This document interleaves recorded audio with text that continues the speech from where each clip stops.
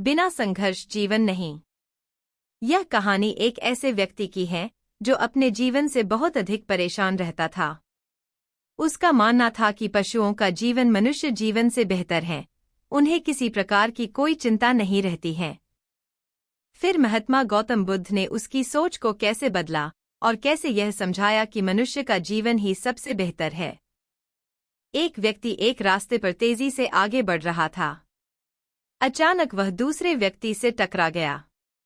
इस पर दूसरा व्यक्ति क्रोधित होकर कहता है, अरे जानवर, क्या तुम्हें दिखाई नहीं देता? अंधाधुंध आगे बढ़ते जा रहे हो।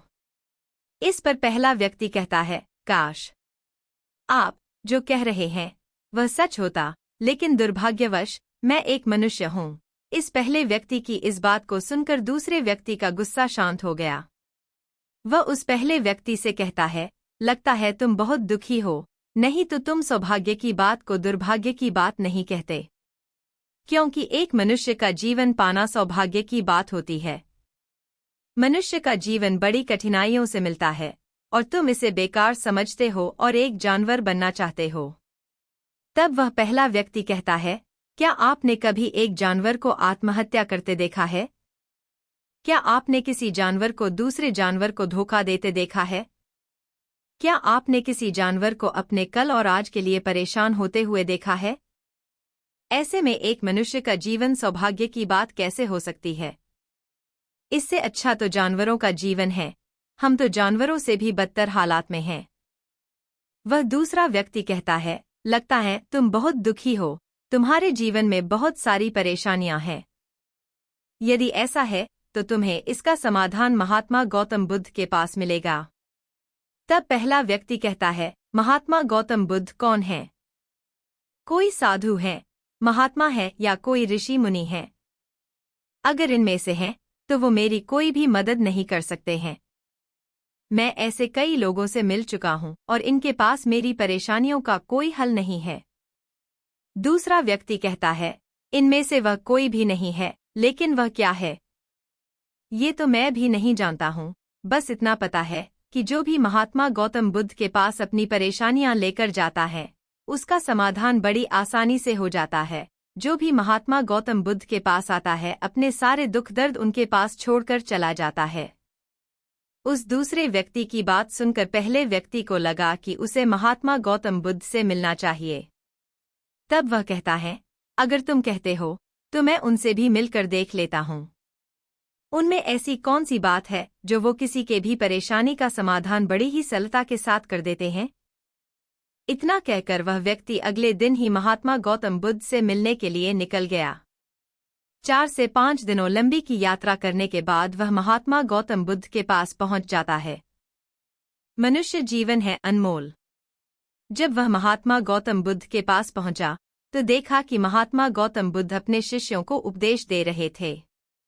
उन्होंने कहा कि इस पृथ्वी पर उपस्थित हर किसी का जीवन बहुत ही अनमोल है, परंतु मनुष्य जीवन सबसे ज्यादा अनमोल है।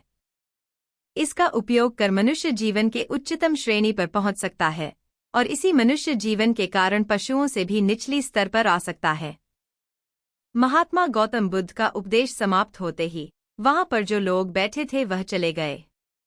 उसके बाद वह व्यक्ति महात्मा गौतम बुद्ध के पास पहुंचा, प्रणाम करके कहता है, हे महात्मा, आप कहते हैं कि मनुष्य का जीवन अनमोल है। आखिर हम मनुष्य के जीवन में ऐसी क्या बात है? हम मनुष्य के जीवन में कीमती होने जैसी क्या चीज है? बिना संघर्ष जीवन नहीं। हम चिंता करते हैं, परेशान रहते हैं, हम अपने भविष्य के लिए चिंतित रहते हैं, ऐसे ही कई तरह की परेशानियां से घिरे होते हैं।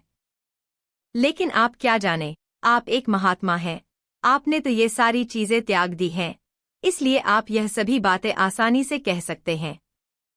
मुझे तो यही लगता है, मनुष्य का जीवन बहुत ही कठिन है, हमें इसे समाप्त कर लेना चाहिए। आपने कभी पशुओं को देखा है, वे न तो चिंता करते हैं और न ही उन्हें किसी तरह की तकलीफ होती है। न वे किसी परेशानी में रहते हैं, वे अपना जीवन मौज मस्ती से जीते हैं। न उन्हें अपने आज की चिंता होती है और ना ही कल की चिंता होती है।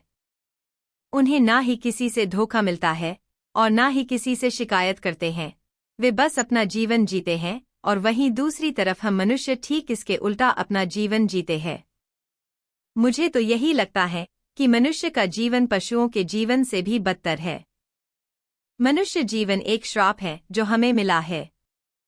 ऐसे में आपको मनुष्य जीवन में ऐसी क्या विशेषताएं नजर आती हैं जो आप लोगों से झूठ बोलते रहते हैं कि हम मनुष्य का जीवन श्रेष्ठ जीवन है? महात्मा गौतम बुद्ध उस व्यक्ति की सारी बातें ध्यानपूर्वक सुन रहे थे और उसकी मनोदशा को समझ रहे थे। आखिर में महात्मा गौतम बुद्ध मुस्कुराते हुए उस व्यक्ति से कहते हैं, बालक, तुम अपने जीवन के संघर्षों से भाग रहे हो। यदि तुम संघर्ष करोगे ही नहीं तो जीवन सफल कैसे बनेगा? और जब हम संघर्षों से भागते हैं तो हमारा जीवन दूसरों के अधीन हो जाता है और हमें दूसरों के अनुसार चलना पड़ता है। इसलिए हमें अपने जीवन के लिए संघर्ष तो करना ही पड़ता है। महात्मा गौतम बुद्ध के मुख से इस बात को सुनकर वह व्यक्ति आश्चर्य में पड़ गया। तुरंत ही वह व्यक्ति महात्मा गौतम बुद्ध को प्रणाम किया और उनके चरणों में जा गिरा। उसने कहा, हे महात्मा, आपको कैसे पता चला कि मैं अपने जीवन में संघर्षों से भाग रहा था? मैं समस्याओं से बचना चाहता हूं और मेरे जीवन में जब भी कोई समस्या खड़ी होती है तो मैं उसका सामना नहीं कर पाता, बल्कि मैं उसे छोड़कर भाग जाना चाहता हूं। महात्मा गौतम बुद्ध उस व्यक्ति से कहते हैं, तुम्हें लगता है पशुओं का जीवन हमसे लाख गुना अच्छा है, क्योंकि वह अपना जीवन खुद समाप्त नहीं करते हैं। वे ना किसी को धोखा देते हैं, ना ही भविष्य की चिंता करते हैं। इसका मतलब यह नहीं है कि उनके जीवन में संघर्ष नहीं है। उनके जीवन में तो जन्म से लेकर मृत्यु तक संघर्ष ही होता है। जब वह छोटे होते हैं तो उन्हें अपनी जान का खतरा होता है, जिससे वो बचते रहते हैं, और जब वे बड़े होते हैं उस समय अपना पेट भरने के लिए संघर्ष करते हैं, चाहे उनके सामने कोई भी क्यों न हो, उनके सामने कितनी भी कठिन परिस्थितियां क्यों न हो, लेकिन वे संघर्ष करने से पीछे नहीं हटते। हम मनुष्य छोटे छोटे संघर्ष से डर जाते हैं। अगर हम मनुष्य उन पशुओं की तरह संघर्ष करना सीख जाए तो हमारा जीवन अपने आप सफल हो जाएगा। इतना संघर्ष अगर एक मनुष्य अपने जीवन में कर ले तो जो चाहता है वो हासिल कर सकता है, जबकि इतना संघर्ष करने के बाद भी पशु अपने जीवन में कुछ नहीं कर पाता है। दुनिया का एक बहुत बड़ा सच यह भी है, बिना संघर्ष जीवन नहीं।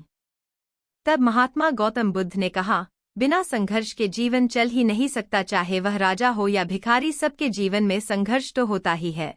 जो भी इन कठिन परिस्थितियों के खिलाफ संघर्ष नहीं करता, चाहे वह मनुष्य हो या पशु, उसका विनाश होना तय है। तब उस व्यक्ति ने पूछा, हे महात्मा, क्या आप मुझे कोई ऐसी चीज दे सकते हैं जिससे मेरे जीवन के सभी संघर्ष हमेशा हमेशा के लिए दूर हो जाएं और मेरा जीवन हमेशा हमेशा के लिए सुखमय बन जाए?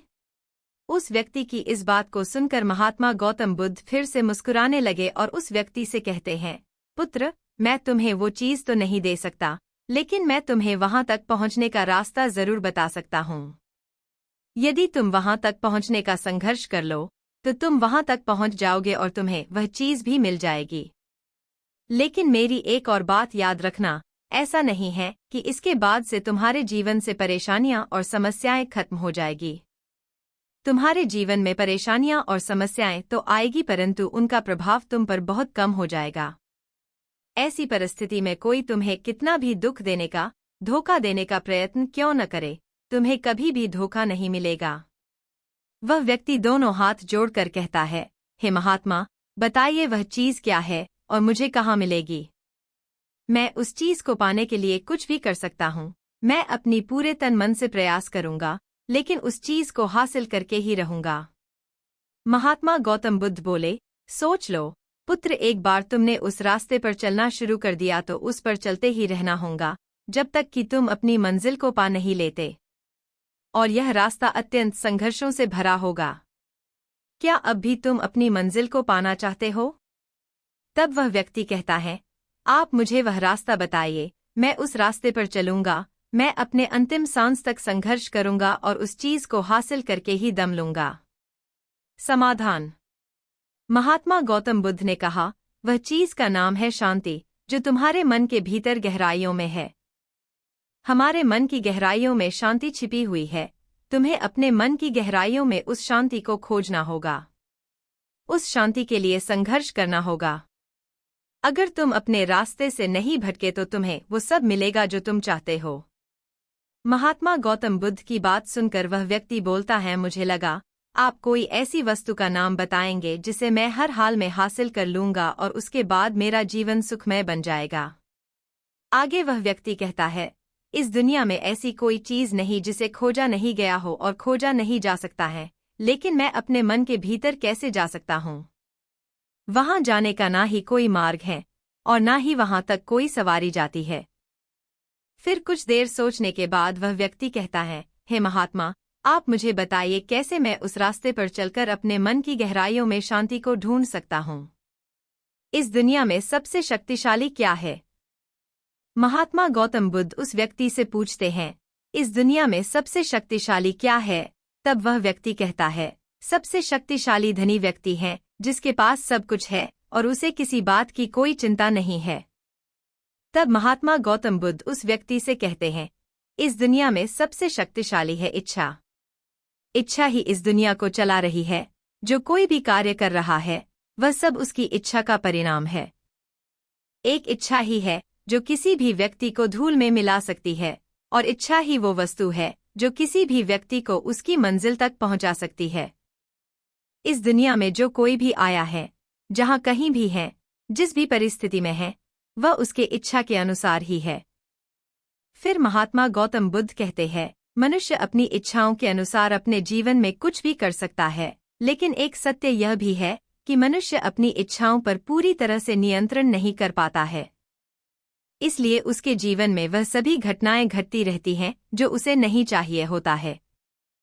मन की बुरी इच्छाएं हमें बुरी चीजों की तरफ खींचती हैं और अच्छी इच्छाएं अच्छी चीजों की तरफ खींचती हैं। हमारे जीवन में हमें क्या चाहिए, यह केवल हम अपनी इच्छा से ही निर्धारित कर सकते हैं।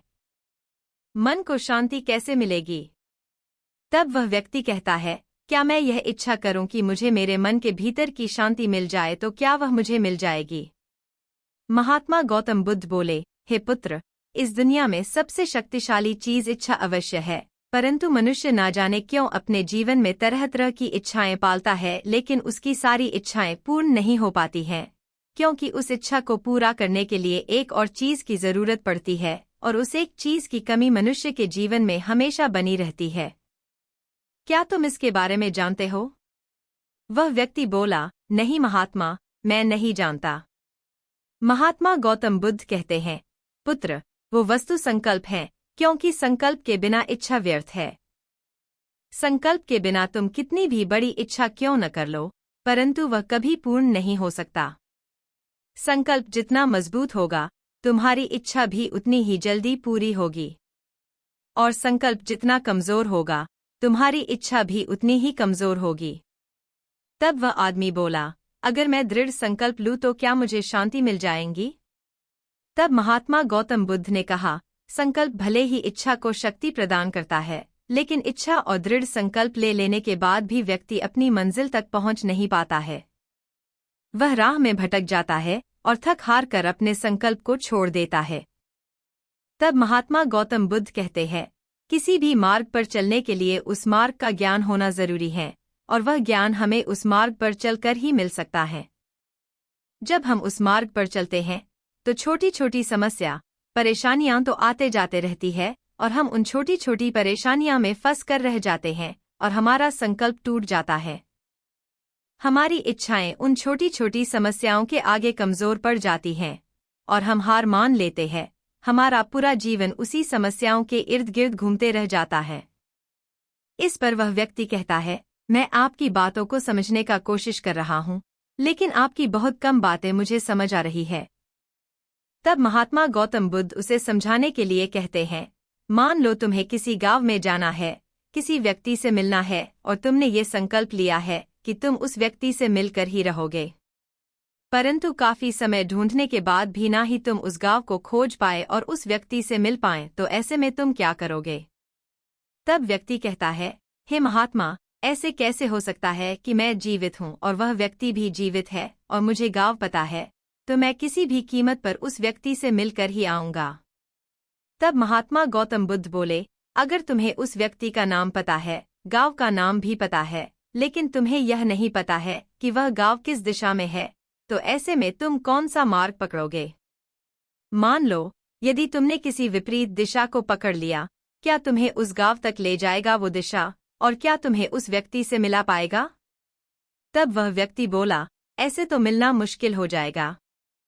तब मुस्कुराते हुए महात्मा गौतम बुद्ध ने कहा, मैं कब से तुम्हें यही समझाने का प्रयास कर रहा हूँ कि हमारे अंदर इच्छा और संकल्प होने के बावजूद सही मार्ग का ज्ञान होना आवश्यक है। शांति को खोजने का मार्ग हमारे भीतर ही होता है। तुम अपने भीतर की शांति को खोजने के लिए ध्यान के मार्ग पर आगे बढ़ो। जब तुम इस मार्ग पर आगे बढ़ोगे तो तुम्हें छोटी छोटी दिक्कतों का सामना करना पड़ सकता है, उनसे संघर्ष करना होगा क्योंकि वह मार्ग तुम्हारे लिए बिल्कुल नया होगा। अगर तुम इन सारी परेशानियों से लड़ते हुए अपने मार्ग पर आगे बढ़ते रहो तो तुम भी अपने मन के अंदर तक पहुंच जाओगे, और वहां पहुंचने के बाद तुम्हें किसी चीज की कोई जरूरत नहीं पड़ेगी, और ना ही तुम्हें कोई धोखा दे पाएगा, और ना ही कोई तुम्हें दुख पहुंचा पाएगा। तब मुस्कुराते हुए महात्मा गौतम बुद्ध ने कहा, मैं कब से तुम्हें यही समझाने का प्रयास कर रहा हूँ कि हमारे अंदर इच्छा और संकल्प होने के बावजूद सही मार्ग का ज्ञान होना आवश्यक है। शांति को खोजने का मार्ग हमारे भीतर ही होता है। तुम अपने भीतर की शांति को खोजने के लिए ध्यान के मार्ग पर आगे बढ़ो। जब तुम इस मार्ग पर आगे बढ़ोगे तो तुम्हें छोटी छोटी दिक्कतों का सामना करना पड़ सकता है, उनसे संघर्ष करना होगा क्योंकि वह मार्ग तुम्हारे लिए बिल्कुल नया होगा। अगर तुम इन सारी परेशानियों से लड़ते हुए अपने मार्ग पर आगे बढ़ते रहो तो तुम भी अपने मन के अंदर तक पहुंच जाओगे, और वहां पहुंचने के बाद तुम्हें किसी चीज की कोई जरूरत नहीं पड़ेगी, और ना ही तुम्हें कोई धोखा दे पाएगा, और ना ही कोई तुम्हें दुख पहुंचा पाएगा। फिर महात्मा गौतम बुद्ध कुछ देर मौन रहने के पश्चात कहते हैं, जब तुम अपने मन की शांति को प्राप्त कर लोगे तो एक पशु तो नहीं रहोगे, परंतु तुम्हें भी आज और कल की चिंता नहीं सताएगी, तुम तो बस अपने शांति में मग्न रहोगे। महात्मा गौतम बुद्ध की शिक्षा। हमारे आसपास ऐसे बहुत से लोग होते हैं जो कई सारी समस्याओं से जूझते रहते हैं और थक हार कर आत्महत्या करने का प्रयास करते हैं। मनुष्य का जीवन कितना मूल्यवान होता है और हमें अपने जीवन की मूल्य को समझना चाहिए।